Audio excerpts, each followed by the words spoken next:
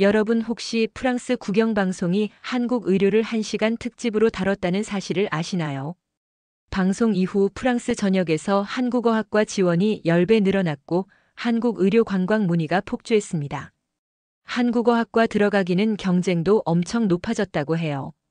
프랑스 내 다수 대학에서 한국어학과 및 한국학과가 개설되어 있으며 일반적으로 고등학교 졸업과 프랑스어 B 이상 능력이 요구됩니다. 지원은 캠퍼스 프랜스를 통하여 이뤄지며 서류 심사, 어학 성적 확인 등 절차를 거치게 돼요.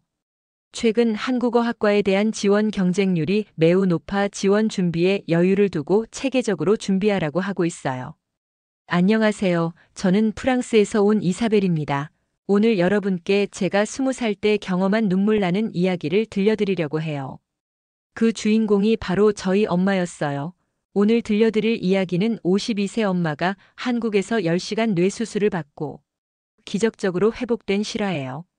20살인 제가 혼자서 모든 걸 감당해야 했던 그 2주일이 저희 가족의 인생을 완전히 바꿨어요. 한겨울 서울에서 엄마가 갑자기 쓰러지던 그 순간부터 프랑스로 건강하게 돌아가기까지 매 순간이 한국 의료진들의 따뜻한 손길 덕분이었습니다. 세계 최고 수준의 의료기술과 가족보다 더 따뜻한 마음으로 저희를 돌봐주신 이야기입니다. 이 이야기를 들으시면 대한민국이 얼마나 자랑스러운 나라인지 가슴 깊이 느끼실 거예요. 지금부터 제가 직접 경험한 엄마를 살린 한국의 기적 이야기를 들려드릴게요. 시작 전에 이 감동적인 이야기를 여러분과 나누면서 따뜻함을 함께 하고 싶으시면 구독과 좋아요. 그리고 댓글로 프랑스라고 달아주세요. 그럼 이야기 시작해 보겠습니다. 그날 아침 엄마가 제 이름을 잊었을 때 2021년 1월의 어느 추운 아침이었습니다. 저는 프랑스 리옹에서 온 20세 대학생으로 건국대학교 한국어학당에서 공부하고 있었어요. 엄마 엠마는 52세로 저를 보러 한국에 오셨습니다. 엄마는 한국 문화를 무척 사랑하셔서 한옥마을이나 전통차를 즐기곤 하셨어요. 프랑스에서도 인테리어에 관심이 아주 많으셨어요.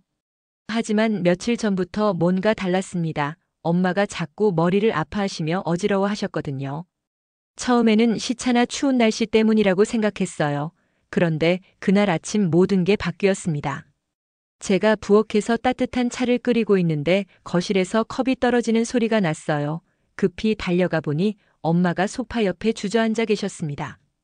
한 손으로는 머리를 감싸고 다른 손은 허공을 더듬고 계셨어요. 그리고 저를 보시며 손만 휘저을 뿐 제 이름을 부르지 못하고 있는 거예요. 저는 너무 놀라운 광경을 목격한 거예요. 그 순간 제 심장이 멈춘 것 같았어요. 엄마의 눈빛이 평소와 완전히 달랐거든요.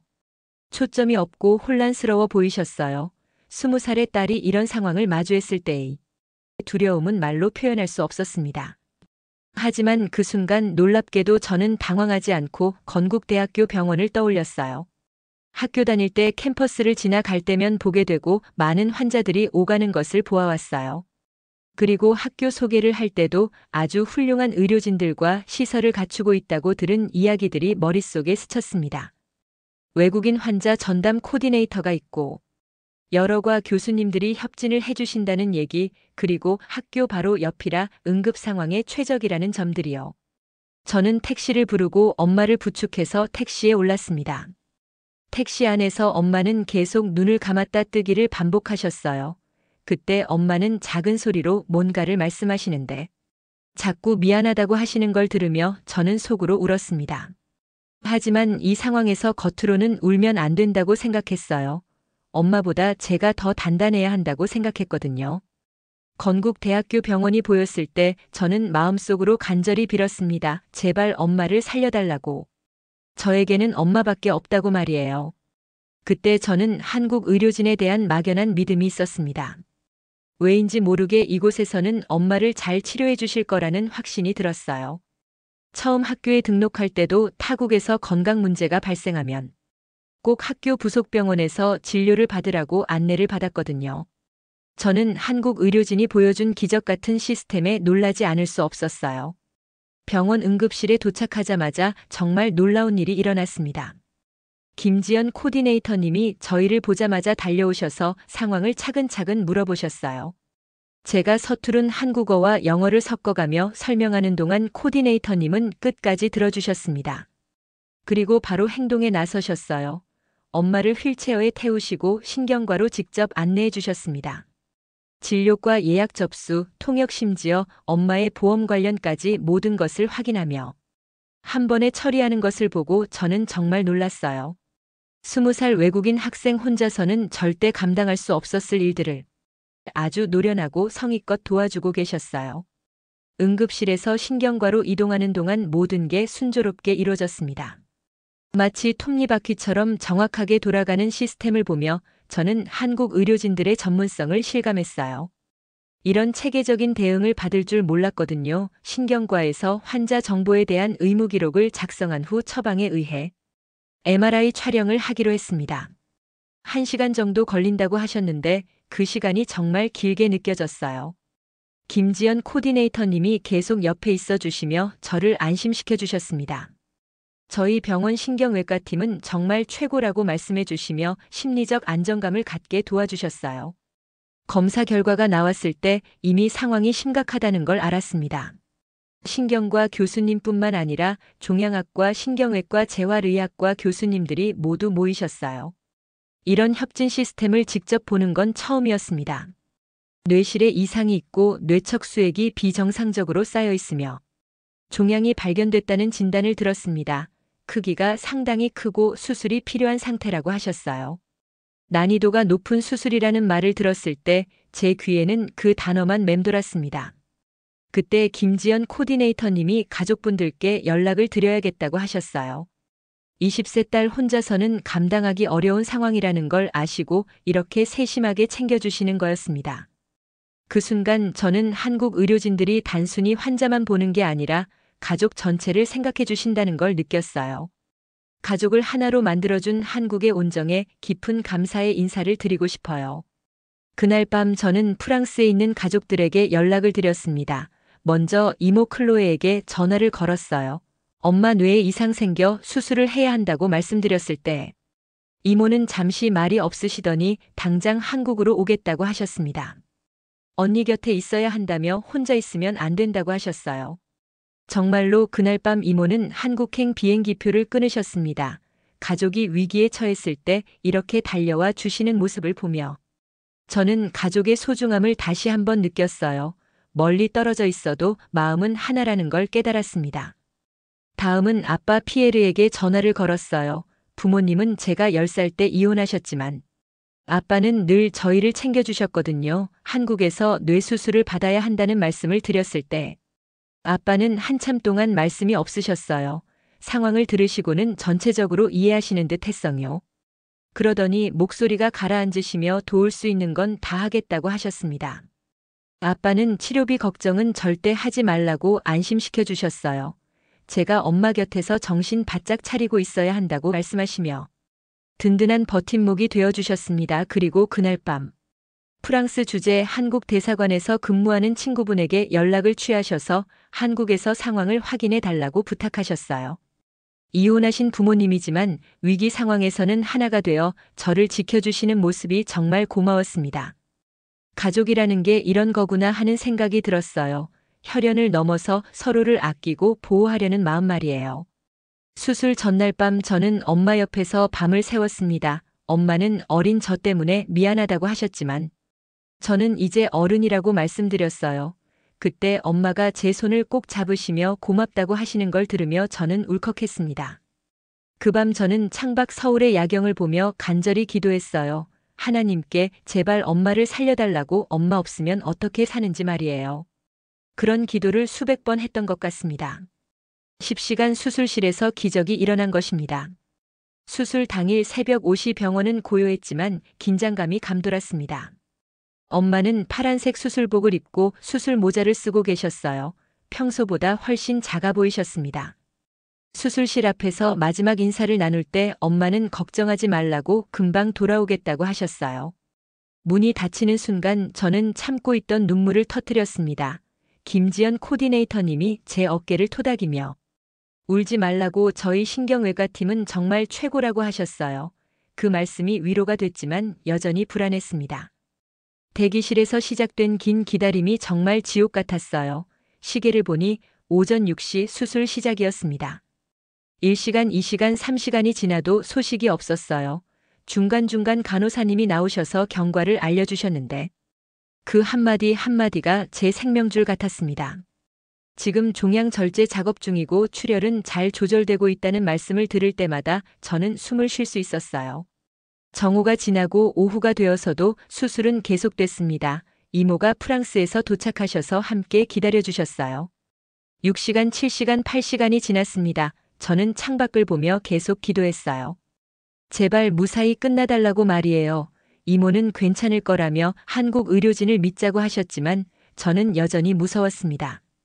저녁 7시 드디어 신경외과 교수님이 나오셨어요. 수술이 끝났다는 말씀을 들었을 때 저는 주저앉을 뻔했습니다. 성공적으로 끝났고 종양을 완전히 제거했으며 뇌척수의 흐름도 정상화됐다는 소식이었어요. 10시간의 긴 수술을 성공적으로 마쳐주신 의료진들께 어떻게 감사를 표현해야 할지 몰랐습니다. 교수님은 미용 부분도 고려해서 최대한 흉터가 남지 않도록 했다고 하셨어요. 수술 실력뿐만 아니라 이런 세심한 배려까지 해주시는 모습에 저는 또 한 번 감동받았습니다. 중환자실에서 엄마의 첫 목소리를 들었어요. 수술 다음 날 중환자실에 들어갔을 때의 충격을 잊을 수 없습니다. 엄마는 산소 마스크를 쓰고 계셨고 온갖 기계들이 삐삐 소리를 내며 상태를 체크하고 있었어요. 머리에는 하얀 붕대가 감겨 있고 여러 개의 선이 연결되어 있었습니다. 처음 그 모습을 봤을 때 정말 무서웠어요.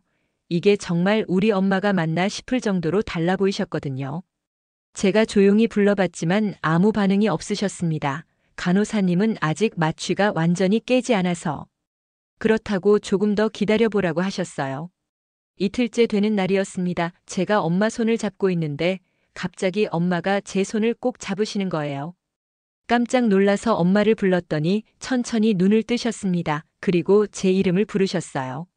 그 순간의 감동을 어떻게 표현해야 할까요? 이틀 동안 참고 있던 눈물이 한꺼번에 쏟아졌습니다. 엄마가 어디냐고 물으셔서 병원이고 수술 받으셨다고 말씀드렸어요. 그러자 엄마는 제가 고생했다고 하시며 미안하다고 하셨습니다.